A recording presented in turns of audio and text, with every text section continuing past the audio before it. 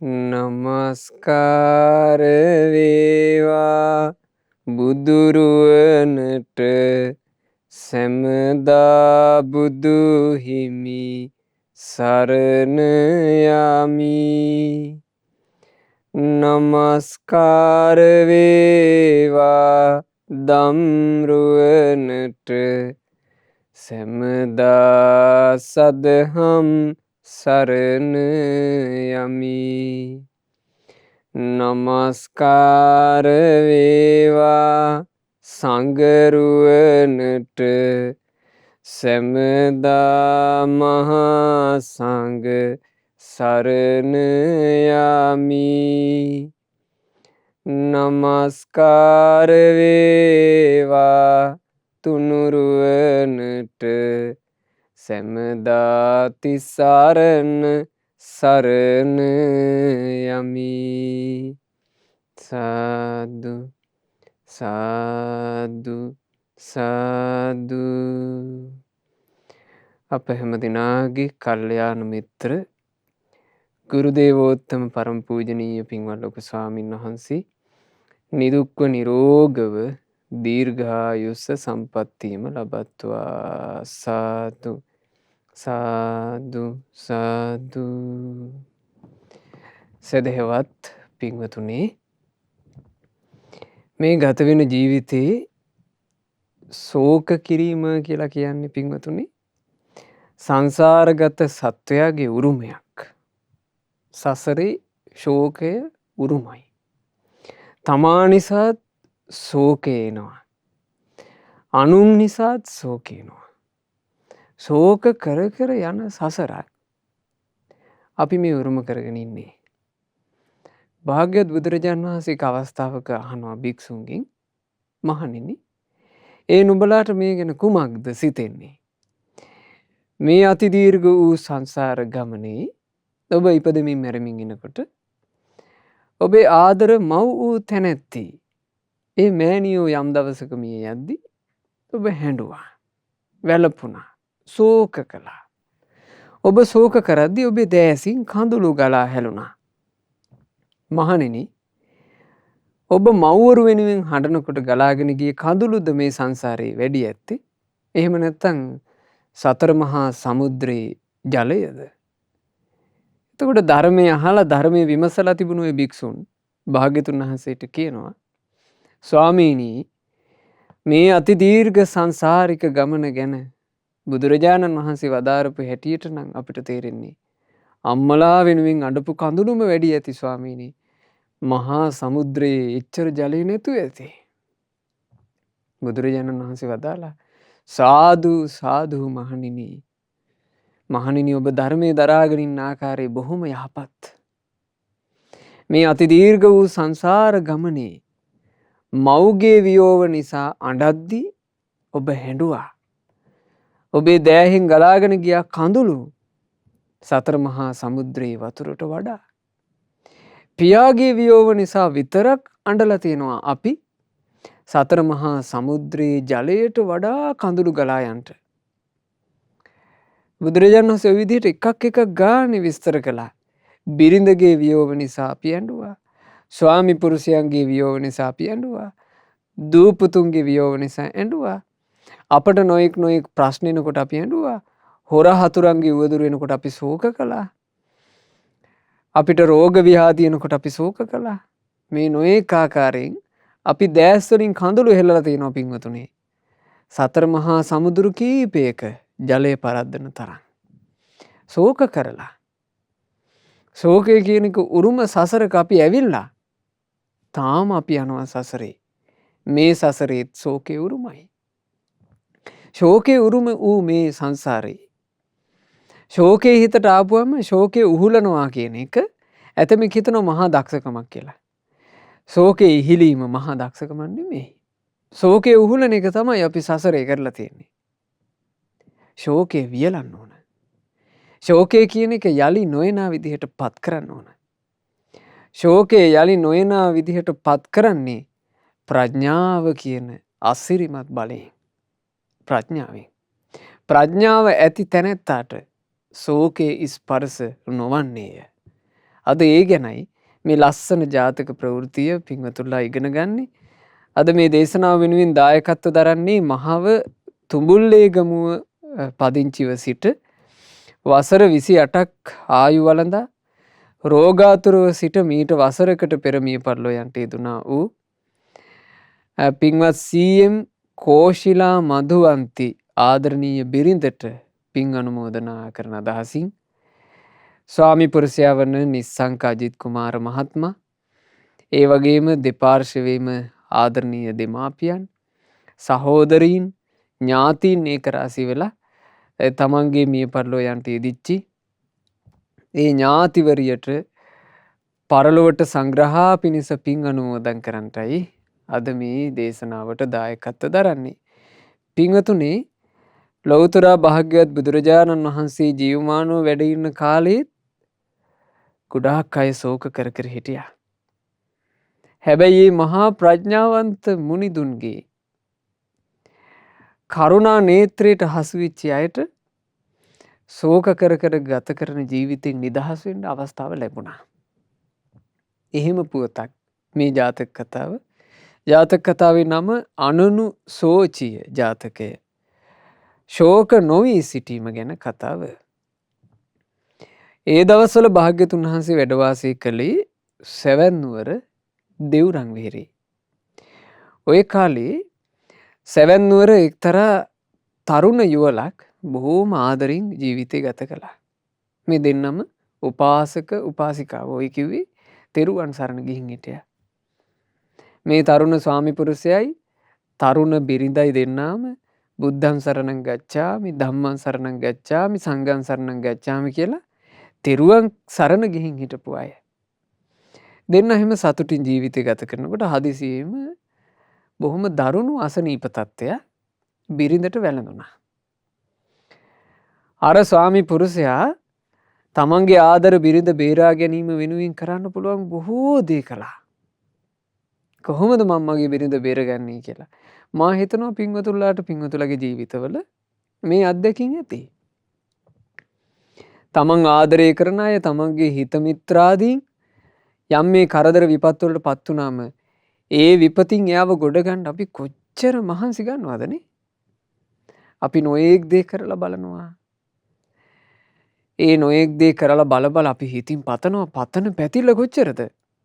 සාමාන්‍යයෙන් අපි ආදරය කරන කෙනෙකුට විපතක් නැස්පැත්තියක් වෙන්න આવොත් එහෙම අපි පතන පැතුම් අනේ එහෙම වෙන්න එපා. එහෙමනම් වෙන්න එපා කියලානේ. කෝටියක් පතන්නේ නැද්ද අපි? ප්‍රාර්ථනා කර කර මේ උපාසකතුමා තමන්ගේ බිරිඳ වෙනුවෙන් ගොඩාක් දේ කළා. ඒ වුණාට මේ සංසාරේ ස්වභාවය අපි බලාගෙන ඉද්දි පින්වතුනේ ප්‍රියාය අපෙන් වෙන් වෙලා යනවා.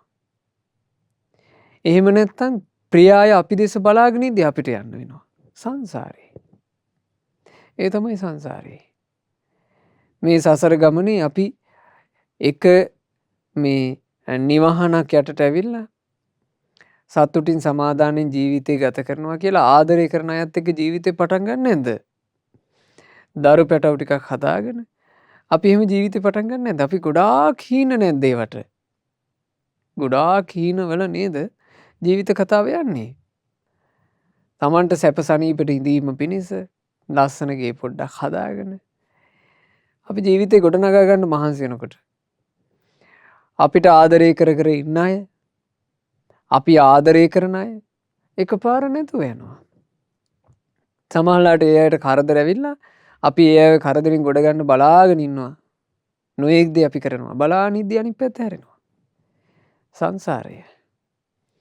ඉතින් මේ සංසාර ගමනේ මෙබඳු දෙයක් උරුම කරගෙන ශෝක කර කර යන ඒ උරුමයේ කොටස්කාරයෝ බුදුරජාණන් වහන්සේ වැඩ හිටපු කාලෙත් හිටියා. හැබැයි එකලයි මෙකලයි ලොකු වෙනසක් තිබුණා. ඒ වෙනස මේ ජාතක කතාවේ මුලින්ම අපිට දැනගන්න ලැබෙනවා. කොච්චර නොයෙක් බෙහෙත් හේත් කළත් අර උපාසකතුමාට බැරුව ගියා තමන්ගේ බිරිඳව බේරගන්න. බිරිඳ මිය ගියා. බිරිඳ මිය ගියාට පස්සේ මේ උපාසකතුමා තමන්ගේ ඥාතීන් එක්ක එකතු වෙලා බිරිඳ වෙනුවෙන් බොහෝම ගෞරවනීය ආකාරයෙන් ආදාහන කටයුතු ආදී කළා. හැබැයි තමන්ගේ ආදර බිරිඳව හිතින් අතහරින්න බෑ. බිරිඳ දවපු සොහන ළඟට ගිහිල්ලා මේ උපාසක හැමදාම අඬනවා. වාව ගන්න බෑ. හැමදාම සොහන ළඟට ගිහිල්ලා අඬනවා. අඬලා ගෙදර ආවත් කරන්නේ යලි සිහි කර කර අඬන එක. අන්තිමේ මොහොත කෑමක් බීමක් නෑමක් හිස රැවුල් පීරා ගැනීමක් අලුත් වස්ත්‍රයක් හැඳීමක් මේ මුකුත් මොහොත කල්පනාවට ආවේ නෑ. දැන් ඉතින් ඔහේ පිකල් වෙලා වගේ. එදා භාග්‍යතුන් වහන්සේ හිමිදිරි පාන්දර මහා කරුණා සමවතට සමවැදිලා ධර්මාවබෝධයට පින් තියන අය ගැන බලනවා. බුදු කෙනෙක් මහා කරුණා සමාපත්තියට සමවැදී ලෝකයේ දෙස බලනකොට ධර්මාවබෝධයට පසුබිම සහිත ධර්මාවබෝධයට පසුබිම කියලා කියන්නේ මොකද්ද? වත් පොහසත්කන්ද? උගත්කන්ද? කුලයද? මේ මුකුත් නෙමෙයි. එයා ගාව තියෙන්න ඕන ඒ උදෙසා සසරේ පුරන ලද සසරේ එක් කරන ලද කාලන මිතුරන් ඇසුරේ ගොඩනගා ගන්නා ලද පිනින් පිරි ජීවිතයක්. ඒ කොණයට. ආන් ඒක තමයි බුදුරජාණන් වහන්සේගේ නේත්‍රයට පේන්නේ.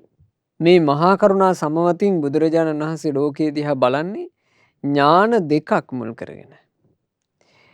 ඒ ඥාන දෙක තමයි පින්වතුනි ආසයා නුසේ ඥානය සහ ඉන්ද්‍රිය පරෝ පරියත්ත ඥානය. ওই ඥාන දෙකම අසාධාරණ ඥාන. අසාධාරණ ඥාන කියලා කිව්වේ බුදු කෙනෙකුට විතරයි පිහිටන්නේ. වෙන කාටවත් නෙවෙයි. වෙන කිසි කෙනෙකුට නෙවෙයි. අසම සම බුදුරජාණන් වහන්සේට විතරක් පිහිටනවා ආසයානුසේ ඥානය. ඒ ඥාණයෙන් බලනකොට පේනවා සත්‍යයේ ධර්මාවබෝධයට තියෙන දුර්වලතා. මේ හේතු නිසා මේ කෙනාට ධර්මාවබෝධයට ඇහිරිච්ච තැන් තියෙනවා. ධර්මාවබෝධයට මෙයාගේ මෙතන බාධා කරනවා. බුදු කෙනෙක් එක දකිනවා. ඊළඟට ඉන්ද්‍රිය පරෝපරියත ඥාණයෙන් බුදුරජාණන් වහන්සේ දකිනවා ධර්මාවබෝධයට ඇති වාසනාව. මේ කෙනාගේ ශ්‍රද්ධාව කොහොමද? මේ කෙනාගේ මේ වීරිය කොහොමද? මේ කෙනාගේ සිහිය කොහොමද? මේ කෙනාගේ චිත්ත ඒකාග්‍රතාවය කොහොමද? මේ කෙනාගේ ප්‍රඥාව කොහොමද? ඒක කොහොම බලන්න පුළුවන් බුදුරජාණන් වහන්සේට. බුදුරජාණන් වහන්සේ ඔය ඥාන දෙක මුල් කරගෙන තමයි මහා කරුණාවෙන් ලෝකයේ දිහා බලන්නේ. ඒ බලනකොට මේ උපාසකතුමාව දැක්කා. සොකීය භාර්යාව මිය පරලෝ ගියා කියලා අඬා වැළපි වේලෙමින් ඉන්න ශෝක කරන මොහුව පෙවුණා. හරියට ඈත කන්දක ඇති කුටියක දැල්ලූ පහන් එළියක් කළුවරේම ලස්සනට පේනවා වගේ. කට්ට කළුවරේ ඈතක පහන් එළියක් දීප්තිමත්ව පේනවා. ඒ වගේ මහා කාරුණික බුදුරජාණන් වහන්සේ මේ උපාසකතුමාව දැකගත්තානේ. දැකලා බුදුරජාණන් වහන්සේ මේ උපාසකතුමාට පිහිටවීම පිණිස එදා වැඩම කළා. පිණ්ඩපාතේ වැඩම කරලා දානේ වළඳලා හවස් කාලේ බුදුරජාණන් වහන්සේ තව භික්ෂුවක්ව පසු ශ්‍රමණයෙක් විදිහට එකතු කරගත්තා. ඒ භික්ෂුන් වහන්සේත් එක්ක සාමාන්‍යයෙන් බුදුරජාණන් වහන්සේ හවස් කාලේ ලැබෙන වෙලාවේ මේ උපාසකතුමාගේ නිවසට වැඩම කළා. නිවසේ හිටපු මිනිස්සු ඉක්මන් කරලා බුදුරජාණන් වහන්සේටත් අර භික්ෂුවටත් ආසන පැනෙව්වා. භාග්‍යතුන් වහන්සේ අසුනේ වැඩ ඉඳලා ඥාති සමූහයෙන් අහනවා පින්වත්නි අපේ තරුණ උපාසක මහත්තයකෝ. එතකොට ඥාතීන් ඉක්මන් කරලා පණිවිඩය දීලා අර උපාසකතුමාව කැඳෙව්වා. ඉතින් ඒ උපාසකතුමා බුදුරජාණන් වහන්සේ ඉදිරියේත් දැස් කඳුලින් පුරවාගෙන බිමට නැඹුරු නෙතු ඇතුව බුදුරජාණන් වහන්සේ දිහා බලන්න බෑ හයියක් නේ. හරි කනගාටුවෙන් පැත්තක වාඩි වුණා. ඉතින් බුදුරජාණන් වහන්සේ අහනවා "ඒ උපාසක බලවත් වූ ශෝකයකින් යුක්තව මේ වාසය කරන්නේ? මොකක් නිසාද ඔබ මෙච්චර ශෝක කරන්නේ?" "අනේ ස්වාමීනි භාග්‍යතුන් වහන්සේ මගේ සැප දුක් බලාගෙන මාත් එක්ක ආදරෙන් එළී හිටපු. අනේ මගේ ආදර බිරිඳ. ඇයි මාව දාලා ගියානේ? මගෙත් එක්ක මුළු ජීවිත කාලෙම ගත කරන්නට මාව විශ්වාස කරගෙන මගේ ළඟට ආපු කෙනා අනේ ස්වාමීනි මාව දාලා කියන්නේ. මං කොහොමද ස්වාමීනි මේ දුක වාවන්නේ? මට මේ දුක උහුල ගන්න බෑ. ශෝකය මගේ හිතට යලි යලි නැගෙනවා. බුදුරජාණන් වහන්සේ එතකොට මේ උපාසකතුමාට හරි ලස්සනට ජීවිතය ගැන කියලා දුන්නා. උපාසක ලෝකේ කැඩී බිඳී වෙනසී යන යන්තාක් දේ ඇත. කැඩෙනවමයි, වෙනසෙනවමයි, බිඳෙනවමයි. ඒක වෙනස් කරන්න බෑ. ඒ කැඩෙන වෙනසෙන නැසෙන දේවල් අතරේ නෙවෙයිද උපාසක තියෙන්නේ මේ ඇස? මේ ඇස කැඩෙන එකක් නෙමෙයිද? වෙනසෙන එකක් නෙමෙයිද? නැසෙන එකක් නෙමෙයිද? උපාසක ඒව අතරේම නෙවෙයිද මේ කන තියෙන්නේ? ඒව අතරේම නෙවෙයිද මේ නාසය තියෙන්නේ? ඒව අතරේම නෙවෙයිද මේ දිවකයි මනස තියෙන්නේ? මේ හැමදේම මේ සිරුර උපාසක සීතලෙනුත් නැසෙනවා. උෂ්ණයට අහු වෙලාත් නැසෙනවා. වාතයට අහු වෙලාත් නැසෙනවා. ජලයට අහු වෙලාත් මේ සිරුර නැසෙනවා. සතුරන්ගේ අනතුරු වලිනුත් මේ සිරුර නැසී යනවා. වසක් විසක් කැවුනත් ලෙඩ රෝගයක් ආවත් සතෙක් සිව්පාවෙක් යම් උපද්‍රවයක් කළත් මේ හැම එකකින්ම නැසිලා යනවා. ඒක වළක්වන්න පුළුවන් කෙනෙක් ලෝකේ නැහනේ. ඒ නිසා උපාසක ඉස්සර වාසය කරපු නුවණැති උදවිය තමන්ගේ ආදරණීය බිරින්දෑවරු මිය පරලෝ ගියපු වෙලාවේ ලෝකේ තියෙන ඔය ඇත්ත කල්පනා කළා. ඇත්ත හිතට ගත්තා. ඇත්ත හිතට ගත්ත නිසා උපාසක ශෝක කළේ නෑ කිව්වා. ශෝක කරලා අඬලා වැළපිලා කඳුළු පිරි මුහුණින් යුක්ත වුණේ නෑ අතීතේ නුවණැත්තෝ. මොකද ලෝක ස්වභාවය ගැන හිතපු නිසා. ඒ අයගේ ජීවිතයට ශෝකය කියන එක ස්පර්ශ වුණේ නෑ. එතකොට මේ තරුණ උපාසකතුමා භාග්‍යවත් බුදුරජාණන් වහන්සේගෙන් ඉල්ලා හිටියා නේ ස්වාමීනි. ඒ නුවණැති අය තමන්ගේ බිරින්දෑවරු මිය පරලෝ ගියපු වෙලාවේ පවා ශෝක නොකර හිටියේ කොහොමද කියන එක මාහටත් කියා දෙනසේක්වා. ඒ මට බොහෝ කල් ස්වාමීනි යහපත පිණිසම හේතු වෙවි. ඔන්න ඔය වෙලාවේ තමයි බුදුරජාණන් වහන්සේ මේ ජාතක පුවත අනනුසෝචීය ජාතකය වදාළේ. ගොඩාක් ඉස්සර බරණැස බ්‍රහ්මදත්ත කියලා රජෙක් රාජ්‍ය කළා. ඔය කාලේ පින්වතුනි අපේ මහා බෝධිසත්වයෝ බ්‍රාහ්මණ පවුලක තමයි උපන්නේ. ගොඩාක් ධන සම්පත් තියෙන බමුණු පවුලක. මේ බ්‍රාහ්මණ නිවසේ අපේ මහා බෝධිසත්වයන් වහන්සේ එකම දරුවා විදිහට වැඩෙද්දි නිසි කල වයස් එනකොටම දෙමව්පියෝ තක්ෂශිලා යවුවා. තක්ෂශිලාවේදී හොඳට ශිල්ප ඉගෙන ගත්තා. නුවණැත්තෙක් බවට පත් වුණා.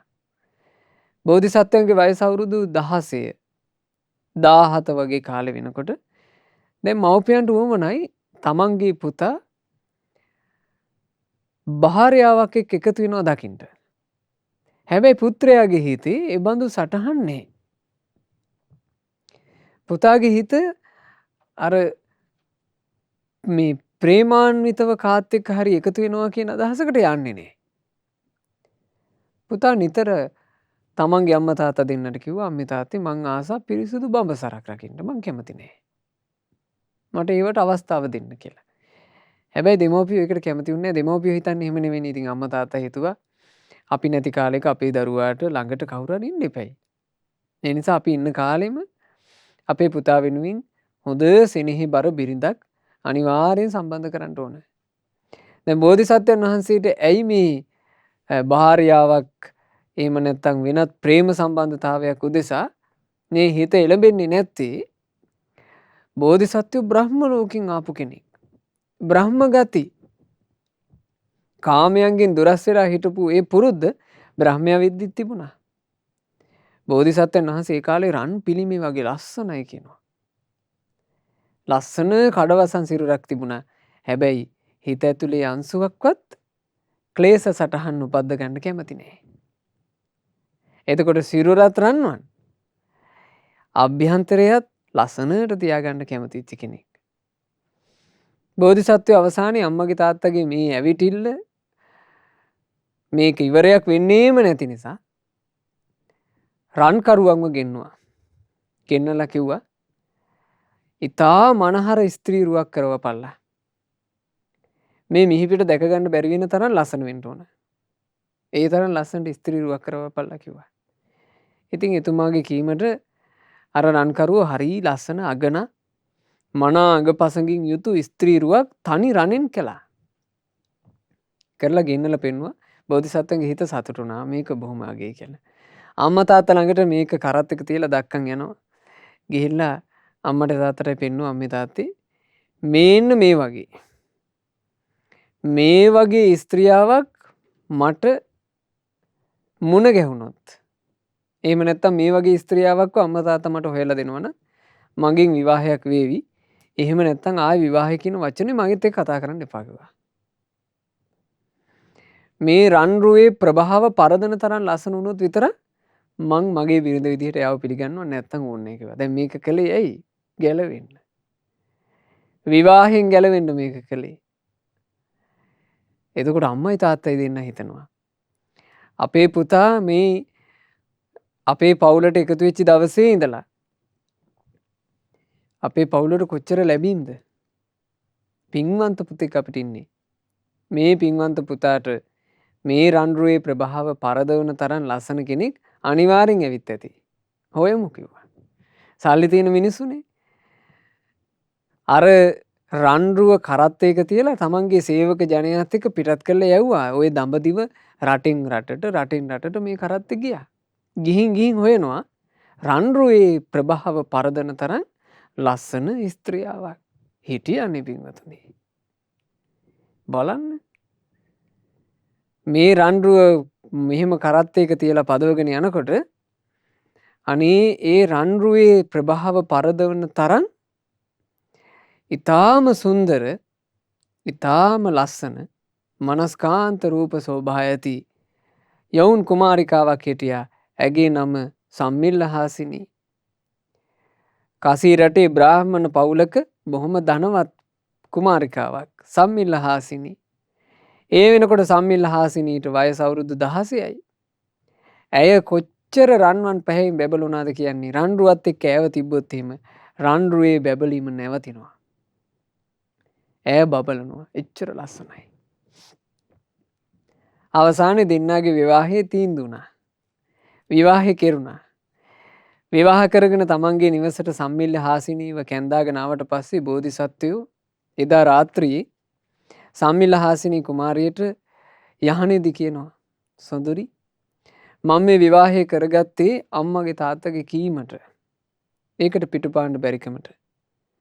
සොඳුරි මං චූටි කාලේ ඉඳලා මාස බඹසරටයි. ඔයා කැමති බඹසරට නම් අපි දෙන්නාටම මේ විවාහක විදිහට පෙනී හිටින්න පුළුවන්. නමුත් අපි දෙන්නටම බඹසර රකින්න පුළුවන්. ඔය ආස නැද්ද කියලා ඇහුවා බඹසරට. එතකොට සම්මිල්ලහාසිනී ඈ කියනවා මා ප්‍රිය ස්වාමී මමත් ඔබ වගේම කැමති කෙනෙක්. මමත් ආස බඹසරටයි. මමත් මේ දෙමව්පියන්ගේ කීම අහක දාන්න බැරිකමටයි ඔබත් එක්ක ආවේ. අනේ එහෙනම් අපි දෙන්නම බඹසර ඉමු. එතකොට සම්මිල්ලහාසිනී කියන්නේ බ්‍රහ්ම ලෝකෙන් ආපු කෙනෙක්. බලන්න. අවසානයේ මේ සම්මිල්ලහාසිනී කුමාරියත් අපේ බෝධිසත්වයොත් බාහිර ලෝකෙට පේන්න ඉන්නවා. විවාහක ජෝඩුවක්. හැබැයි දෙන්න බඹසර. දෙන්නට දෙන්න චුට්ටක්වත් හිත කිලිටි කරගන්නේ. ඊටාම පිරිසිදු බඹසරක් ආරක්ෂා කළා. එතකොට ওই විදිහට කාලය ගත වෙනවා. ඒ කාලය ගත වෙද්දී බෝධිසත්වයන් වහන්සේගේ ආදරණීය මෑණියනුත් පියාණනුත් කාලක්‍රියා කළා. ඒ මිය පරලෝ ගියාට පස්සේ මව්පියන්ගේ අවසන් කටයුතු ආදිය ඔක්කොම පිළිවෙලකට සිද්ධ කරලා බෝධිසත්වයන් වහන්සේ තමන්ගේ ආදර බිරිඳව කැඳවනවා. කැඳවලා කියනවා මා ප්‍රිය සොඳුරි සම්මිල්ලහාසිනී මා ළඟ තියෙනවා 80 කෝටියක ධනස්කන්ධයක්. ඔයාගේ පරපුරෙන් අපට ලැබුණා 80 කෝටියක ධනස්කන්ධයක් දෑවැද්ද විදිහට. බලන්න බොහෝ ධනස්කන්ධය තියෙනවා. ඔයාගේ මුළු ජීවිත කාලෙම ඔයාට සතුටින් ඉන්න ධනෙ තියෙනවා. ඒ නිසා සම්මිල්ලහාසිනී මේ සියලු ධනෙ ඔයා පරිහරණය කරන්න. ඔයා කැමති දෙයකට යොදවන්න. මේ සේවක ජනයාට ඔයා කරුණාවෙන් සලකන්න. මං මේ ගිහි ජීවිතය අත්හරිනවා මම මහාන වෙන්න යනවා.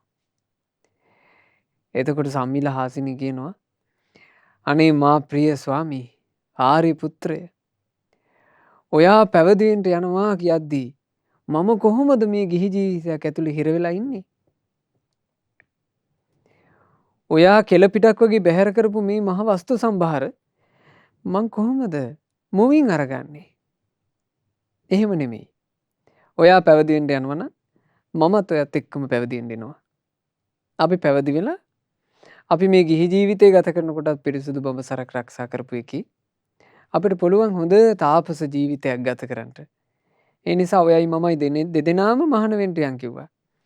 ඉතින් එතකොට මේ දෙන්න තමන්ට ගත දවට ගන්න වස්ත්‍රයක් තමන්ට පාවහන් දෙකක් විතරක් තියාගෙන අනිත් ඔක්කොම ධනය දන් දුන්නා.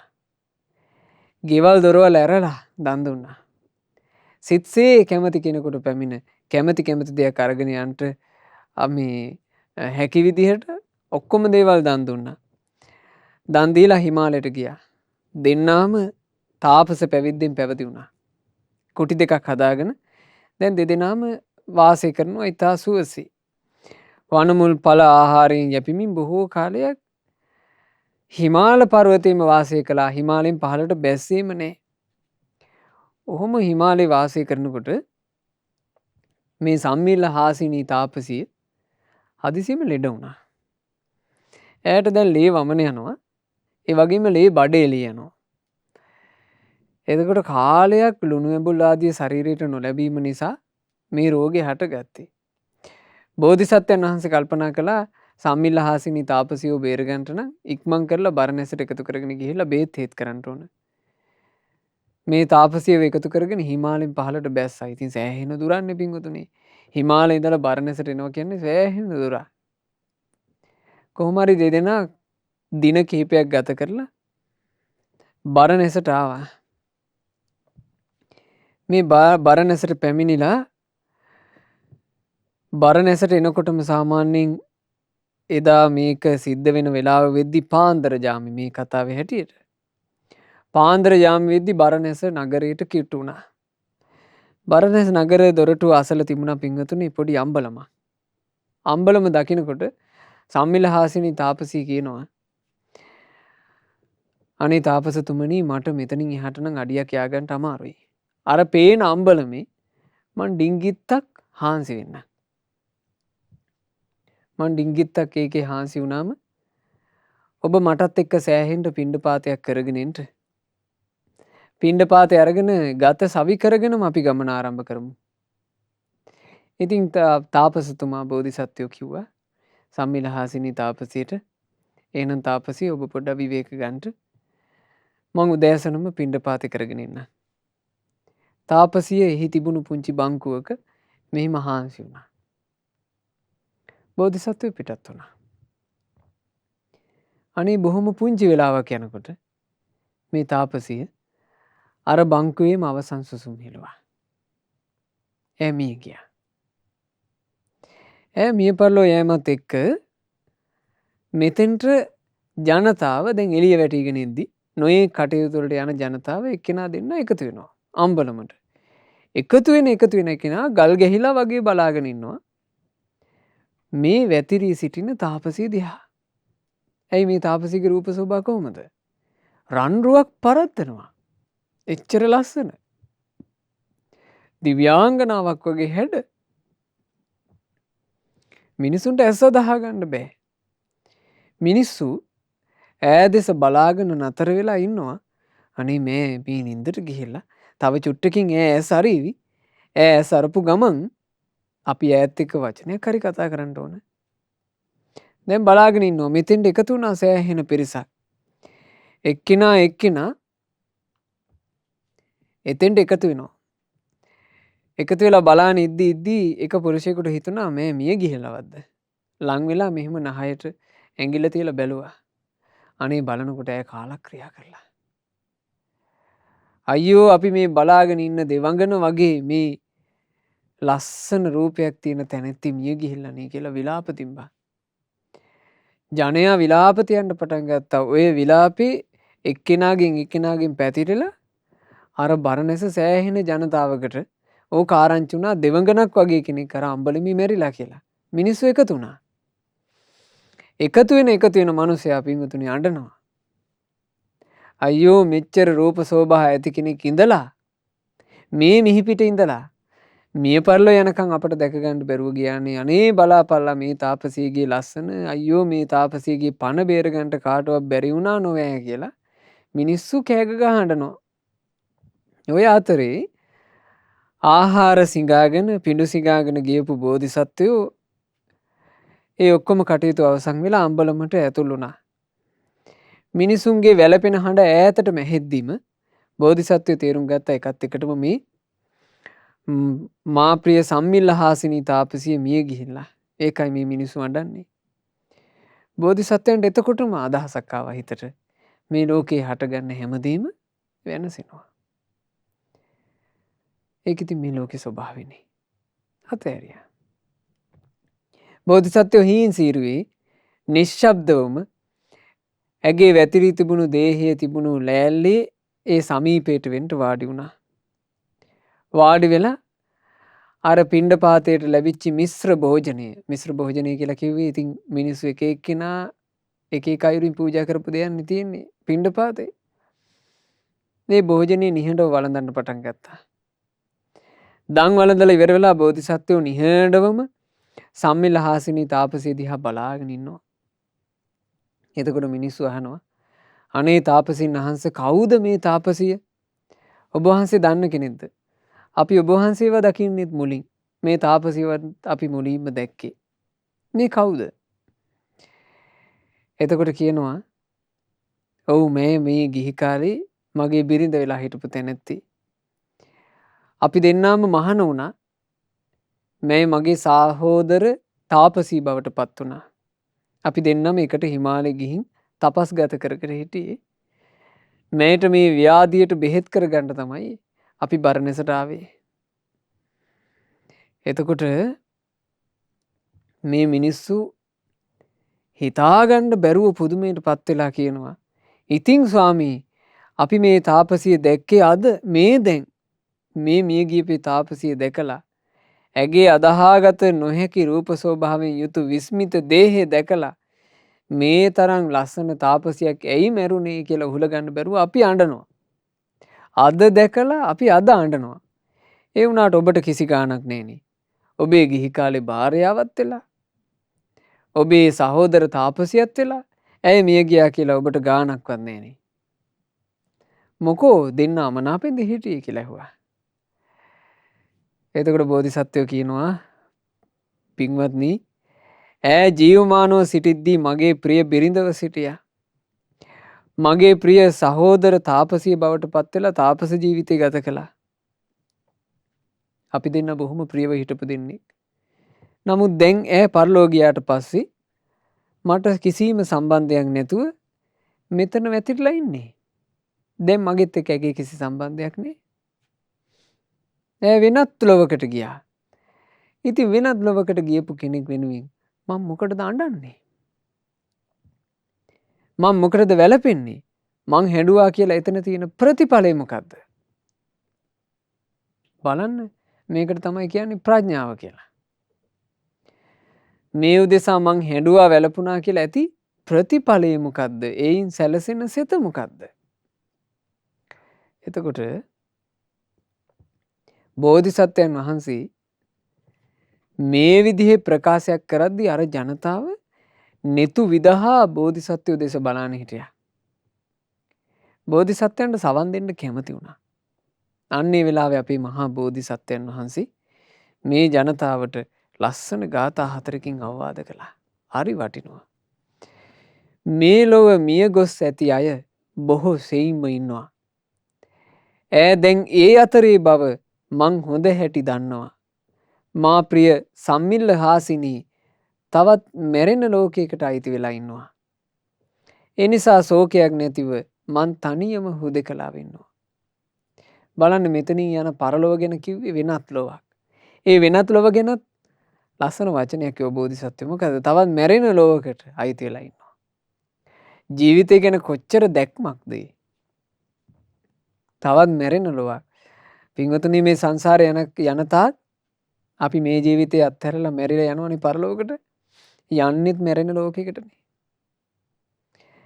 දැන් අපි අද මේ ජීවිතේ මැරුණොත් එහෙම අපි ආයෙ ගිහින් කොහේ හරි උපදිනවා. ඒ කොහෙද? මැරෙන ලෝකය. නොමැරෙන ලෝකනේ. නොමැරෙන තැනට අමර කියනවා. අමර කියලා කියන්නේ නිවනට. නාකි නොවන තැනට අජර කියනවා. අජර කියලා කියන්නේ නිවනට. ලෙඩ නොවන තැනට අභ්‍යාදී කියනවා. අභ්‍යාදී කියලා කියන්නේ නිවනට. ශෝක නොකරන තැනට අශෝක කියනවා. අශෝක කියලා කියන්නේ නිවනට. වැළපුම් නැති තැනට අපරිදේව කියනවා. අපරිදේව කියලා කියන්නේ නිවනට.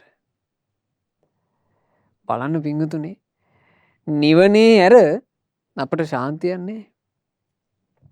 යනතාක් සසරේ මෙරි මෙරි යන්න වෙනවා. යනතාක් සසරේ ලෙඩ වෙවි යන්න වෙනවා. යනතාක් සසරේ නාකි වෙවි යන්න වෙනවා. ප්‍රියාය අහිමි වෙවි යන්න යනවා. ඒක උරුමයි. මේ සසරේ යනතාක් ශෝක කර කර යන්න වෙනවා. මේක උරුමයි. තමන්ගේ නැති වූ දේ ගැන නිතර නිතර සිහි වෙනකොට ඒ දෑ ගැන සිතමින් ලොවේ සියලු දෙන ශෝකෙන් ඉන්නවා.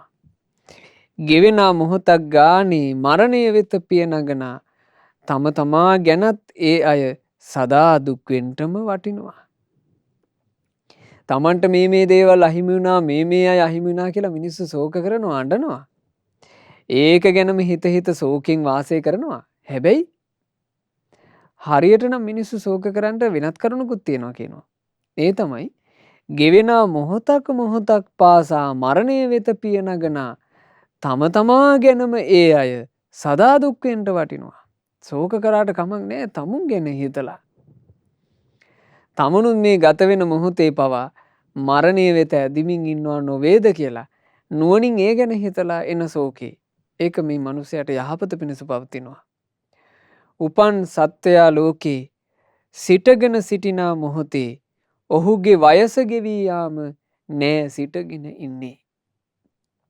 අපි එක කටයුතු වලට හිටගෙන ඉන්නේ නැද්ද?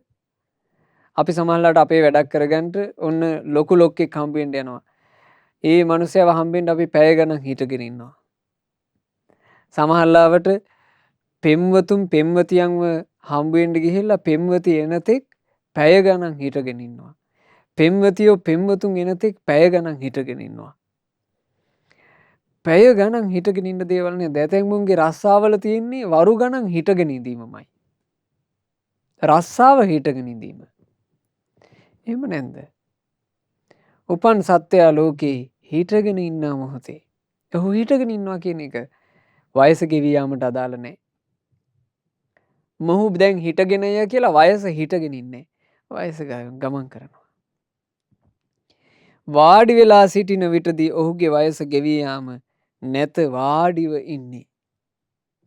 අපි වාඩි වෙලා යම් කටයුතු කරනවා. වාඩි වෙලා රස්සා කරනවා. වාඩි වෙලා ගමන් බිමන් යනවා. ඊළඟට වාඩි වෙලා අපි දැන් බණ ඇහුවා. බණ කියනකොටත් වාඩි වෙලා කියනවා. අපි වාඩි වෙලා එක කරනවානේ. අපි වාඩි වෙලා හිටියා කියලා වයස වාඩි වෙලා ඉන්නේ. වයස ගමන් කරනවා. වයස ගෙවෙනවා. සැතපීලා සිටින විටදී ඔහුගේ වයස ගෙවී යාම නෑ සැතපී ඉන්නේ. අපි නින්දට යනවා. අපි නින්දට ගිහිල්ලා යම් විවේකයක් ගන්නවා. අපිට විවේකයක් ඕන නිසා. අපි විවේකයක් ගත්තට වයස ගෙවී යාමට විවේක ඕනේ. වයස ඒ වෙලාවෙත් ගමන් කරනවා. ඔහු ගමනක් යමන විටදී ඔහුගේ වයස ගෙවී යාම නැත නැවති ඉන්නේ. අපි ගමන් කරමින් ඉන්නවා. අපි ඇවිදිමින් ඉද්දී අපි ඇවිදිනවාට වඩා ගොඩාක් උනන්දුවකින් ගොඩක් වේගයකින් අපේ වයස ගෙවී යනවා.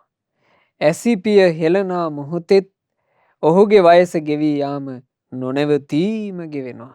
ඇහි පිල්ලමක් ගහන පමාවට පවා වයස කියන එක ගෙවෙනවා.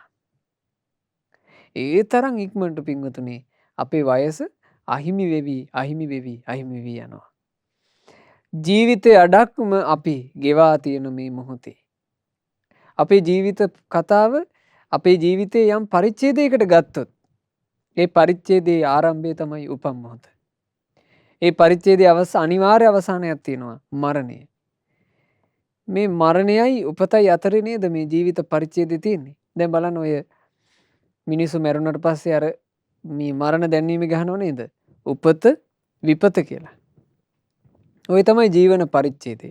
ඕකේ දැන් උපත කියලා මිනිස්සු දාන්නේ අම්මගේ කුසෙන් එළියට ආපු දවසනේ. නමුත් අපි අම්මගේ කුසේ පිරිසිදු ගත්ත දවස තමයි අපේ උපත. එතන ඉඳන් යන් දවසක මේ මනුස්ස ලෝකෙන් යන්න වෙන දවසක් වෙනවද? ඒ වෙනකන් අපිට පරිච්ඡේදයක් තියෙනවානේ. ඔය පරිච්ඡේදයේ පින්වතුනි අපි ඉන්න වෙන්නේ මේ ජීවිතේ අපි ගත කරන්න වෙන්නේ ඔය පරිච්ඡේදේ වැඩි වෙන එකක්ද කාලපරාසය අඩු වෙන එකක්ද? අඩු වෙනවා. අපි ජීවිත කතාවේ ඉස්සරහට යනවා කියලා කියන්නේ ඉන්න තියෙන කාලේ අඩු වෙනවා කියන එකයි. ඒ නිසයි කියන්නේ ජීවිතේ අඩක්ම අපි ගෙවා තියෙන මේ මොහොතේ අපි කොයි කවුරුත් එක එක ප්‍රමාණ ගෙවලා. අපි තුන් වයස අවුරුදු 20ක තරුණයෙක්. එයා අවුරුදු 20ක් ජීවිතේ ගෙවා දාලා තව එයාට කොච්චර තියෙනවද? කියන්න බෑ. බලන්න. ඒ ප්‍රශ්නෙට උත්තර නෑ නේද? අවුරුදු 20ක තරුණයෙක් ජීවිතේ අවුරුදු 20ක් ගෙවලා අපි අහනවා එයාට තව කොච්චර තියෙනවද? කියන්න බෑ. කවුද දන්නේ? අවුරුදු 30 35ක් ගත කරපු කෙනෙක් ඒ කාලේ ගෙව්වා. එයාට තව කොච්චර තියෙනවද? අපි දන්නේ. ඒකයි. ජීවිතේ අඩක්ම අපි ගෙවලා. සමහරට අඩකට වඩා අපි ගෙවලා අපි දන්නේ. අපි 25න් මැරෙන්න ඉන්න කෙනෙක් නම් අපි 20ක් ගෙව්වා කියන්නේ තව 5යි තියෙන්නේ. අපි හෙට මැරෙන්න ඉන්නවනම් අපි අද වෙනකන් ගෙවලා දාලා ආයෙ තියෙන එක දවසයි. ඒක තමයි ජීවිතේ. අපි කවුරුත් මිය යන බව නිසකව දත යුත්තේ. ජීවිතේ ගෙවා තියෙන කාල වකවානුව ගැන තේරුම් අරගෙන එයා හොඳට අඳුන ගන්න ඕන කියනවා. අපි කවුරුත් මැරෙන බව. අපිට බෑ මැරෙන කාලේ කියන්න. මං තාම 25යි මං ඉතින් තව අවුරුදු 80ක් විතර මං මේ ජීවිතේ හිටියොත් මට තව අවුරුදු 60ක් විතර තියෙනවනේ. අපි එහෙම හිතුවොත් මට දැන් 20යි. 60ක් විතර තව මට ඉතුරුලා තියෙනවා. මොකද මං 80ක්වත් ඉඳී. අපි එහෙම හිතුවොත් ඒ හිතවිල්ල හරිද වැරදිද? දොස්සහිතයි. අපි දන්නේ අපිට 80ක් ඉන්න පුළුවන් වෙයිද කියලා. අපිට එහෙම කියන්න බෑ. අපි කොහොමද එහෙම කියන්නේ? ඒ නිසා දැනගන්න කියනවා එකම එක කරුණක්. ඒ තමයි Taman නිසකවම මැරෙනවා. ඒකට සැකනේ අනිවාර්යෙන් මැරෙනවා. ජීවත් වෙන උදවිය ගැන මෙත්සිතමයි පතුරාලිය යුත්තේ. ඒ නිසා ජීවත් වෙන මිනිසු ගැන මෙත්සිතින්ම ඉන්න. අනිත් ජීවත් වෙන මිනිසු දිහා මෛත්‍රියෙන් බලන්න. මිනිසුන්ට දේශ කරන්න එපා. මිය ගිය අය ගැන හිතමින් ශෝක නොකළ යුත්තේ. තමන්ගේ මැරිච්ච උදවිය ගැන හිත හිතා ශෝක කරලා පළක් නෑ. ඒක කිසිම අර්ථයක් නැති එක. ශෝක කරා කියලා අපට ලැබෙන කිසිවකුත් නෑ. අපේ මිය ගියපු ඥාතීන්ට ලැබෙන කිසිවකුත් නෑ. අද ධර්ම දානය සිදු කරපු පින්වතුන්ලා සතුටු වෙන්න. තමන්ගේ නමින් මිය ගියපු ඥාතිවරියට පින්වතුන්ලා පරලොවට සංග්‍රහ පිණිස පිනක් රැස් කළා. මේවා තමයි ප්‍රයෝජනවත් වෙන්නේ. මේ රැස් කරන පින තමුන්ටත් ප්‍රයෝජනයි. ඒ වගේමයි මෙසේ රැස් කොට පින් අනුමෝදන් කරද්දී පරලෝ ගියපු ඥාතියටත් ඒක ප්‍රයෝජනයි. ඉතින් බෝධිසත්වෝ ඕන ඔය විදිහට ගාථා 4කින් එදා අර සම්මිලහාසිනී තාපසිය ගැන ශෝක කරගෙන හිටපු ජනයාට දහම කියා දුන්නා. එතකොට මහ ජනතාව එකතු වෙලා ඇගේ ආදාහන කටයුතු සිද්ධ කළා. බෝධිසත්වෝ හිමාල වනයේට ගිහිල්ලා හුදෙකලාවෙම භාවනා කරලා මරණින් මත්තේ බ්‍රහ්ම ලෝකයේ උපන්නා. ඉතින් භාග්‍යතුන් වහන්සේ මේ ජාතක පුවත අර උපාසකතුමාට කියලා දෙනවා. ඒ උපාසකතුමාගේ හිතේ තිබුණු ශෝකය නිවි ගියා. ප්‍රමුදිත වුණා. ඒ වෙලාවේ බුදුරජාණන් වහන්සේ දකිනවා මේ උපාසකතුමාට චතුරාර්ය සත්‍ය ධර්මයේ දේශනා කරන්න සුදුසුයි. ඉතින් බුදුරජාණන් වහන්සේ වදාළ චතුරාර්ය සත්‍ය උපාසක මේ ජීවිතේ දුකක් තියෙනවා. ඉපදීමේ දුක, ලෙඩවීමේ දුක, නාකිවීමේ දුක, මරණයේ දුක. ප්‍රියයන්ගෙන් වෙන්වීමේ දුක, අප්‍රිය අමනාප දේත් එක්ක එකතුවීමේ දුක. ඊළඟට තමන් කැමති දේ නොලැබීමේ දුක, නාකි නොවෙනවා නම් කැමති, ලෙඩ නොවෙනවා නම් කැමති, නොමැරෙනවා නම් කැමති. කැමති වුණාට ලැබෙන්නේ. යම් පිච්චන්න ලබති තම්පි දුක්ඛං. තමන් කැමති දේ නොලැබෙනකොට ඒකත් දුකයි. මේ ඔක්කොම අතරේ ශෝක, වැළපීම්, දුක්, දොම්නස්, සුසුම් හැලීම් මේ ඔක්කොම දුක්. සංකේතේන පංච උපාදානස්කන්ධා දුක්ඛ. හකුළුවලා කියනවා නම් මේ ඔක්කොම කතාව හකුළුවලා කියනවා නම් රූප උපාදානස්කන්ධය, වේදනා උපාදානස්කන්ධය, සංඥා උපාදානස්කන්ධය, සංස්කාර උපාදානස්කන්ධය, විඥාන උපාදානස්කන්ධය මේ ඔක්කොම දුකයි.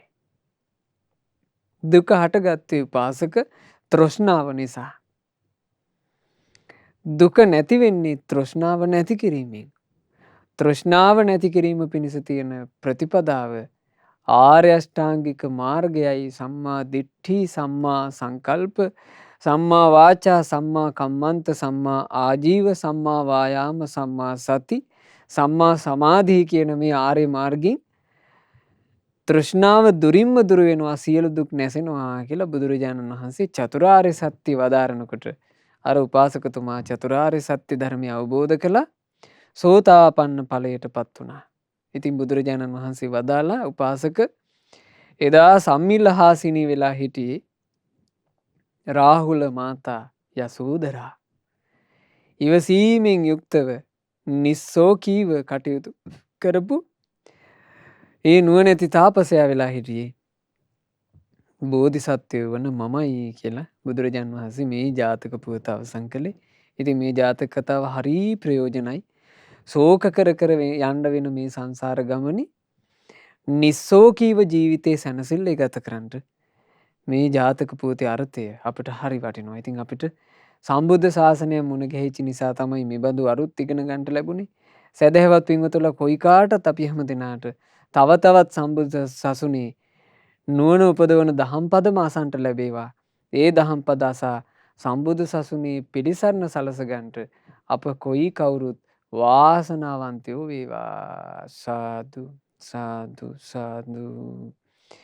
රැස් කළ උදාරතර පුණ්‍ය ධර්මය මහව තුඹුල්ලේගම පදිංචිව සිට වසර 28ක් ආයු වළඳා රෝගාතුරව සිට වර්ෂයකට ඉහතදී මියගිය පින්වත් සී.එම්. කෝෂිලා මදුහන්ති ඒ පින්වත් මහත්මියට මේ සියලු පින් අනුමෝදන් වෙලා එතුමියගේ පරලොව ජීවිතයේ ඒකාන්තයෙන්ම සැපයට පත් වේවා. ඉක්මන් භවයකදීම සංසාර දුකින් අත් මිදේවා. සාදු සාදු සාදු. රැස් කළ උදාරතර පින් සියලු දෙවියෝ අනුමෝදන් වෙත්වා. දෙවියෝ දිව්‍ය සැපින් වැඩෙත්වා. ඒ දෙවියන්ගේ නිරන්තර රැකවල් අපට නොඅඩුව සලසත්වා. සාදු සාදු සාදු. රැස් කළා වූ සියලු පින් අපගේ ගුරු දෙවිඳුන් අනුමෝදන්ව නිදුක් නිරෝග සුව ලබත්වා. දීර්ඝායුෂ සම්පatti ලබත්වා. අපගේ කල්යාණ මිත්‍ර ගුරු දේවෝත්තම පින්වත් ලොකු ස්වාමීන් වහන්සේට ගෞතම සාසනය තුලම උතුම් වූ චතුරාර්ය සත්‍ය ධර්මයේ පරිපූර්ණ වශයෙන් අවබෝධ කරන්ට වාසනාව ලැබේවා. සාදු සාදු සාදු. රැස් කළ උදාරතර පුණ්‍ය ධර්මයන් මහමෙවුනා වාසී රටලෝක වාසී සිල්ගුණ පුරණ මහා සංගරුවනටත් පින්වත් අනගාരികා මෑණිවරුන්ට සිල් මෑණිවරුන්ටත් පැවිදි අපේක්ෂාවෙන් සිටින පින්වත් දරුවන්ටත් අනුමෝදන්ව ගෞතම සාසනීම ධර්මාවබෝධයෙන් සැනසේවා. සාදු සාදු සාදු. මහව තුඹුල්ලේගම පදිංචිව සිට වසර 28ක් ආයු වළඳා රෝගාතුර සත්වයින් පසුව සිට මීට වර්ෂයකට ඉහතදී මියගිය පින්වත් සී.එම්. කෝෂිලා මදුවන්ති ඒ පින්වත් මහත්මියට පින්වත් නිශ්ශංක අජිත් කුමාර මහත්මයාගේ ආදරණීය බිරිඳට මේ සියලු පුණ්‍ය ධර්මියෝ අනුමෝදන් වෙත්වා. මීට වර්ෂයකට ඉහතදී මියගිය පින්වත් එච්.එම්. ටිකිරි මැණිකේ ලොකු අම්මාට මීට වසර 5කට පෙර මියගිය කේ කළු එතනා මිත්තනියට මේ සියලු පින් අනුමෝදන් වෙත්වා. ඒ වගේම පින්වතුන්ලාගේ ඒ වර්ග පරම්පරාවේ මියයන්ට එදිනු සියලු ඥාති සමූහයාද මේ පින අනුමෝදන්ව ඥාතීන් පරලොව වශයෙන් සැපයටම පත්වේවා.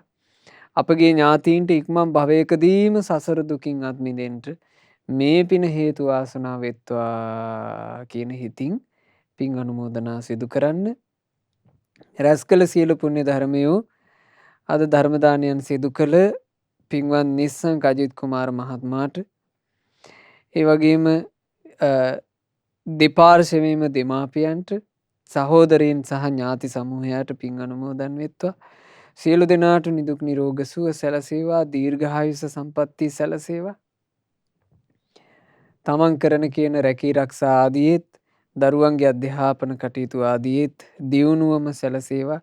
කරදර බාධාව යන්තාක් ඇද්ද ඒ සියල්ල දුරු වෙලා පින්වතුන්ලාට සැනසෙල්ලේම ජීවිත ගත කරන්න ලැබේවා. කරදර බාධා දුරින්ම දුරු වේවා. ශ්‍රද්ධා මාසික ධර්ම දාන සමාජික පින්වතුන්ලටත් ශ්‍රද්ධා කාර්ය මණ්ඩලයේ සියලුම දෙනාටත් සුපින්වත් ඔබ හැම දෙනාට ගෞතම සාසනය තුලම ධර්මාවබෝධයෙන් සැනසෙන්න වාසනාව ලැබේවා. තෙරුවන් සරණයි. නමෝ බුද්ධාය. මෙවැනි වටිනා ධර්ම දේශනා ශ්‍රවණය කිරීමට ශ්‍රද්ධා ඩේලි YouTube චැනලය සබස්ක්‍රයිබ් කරන්න.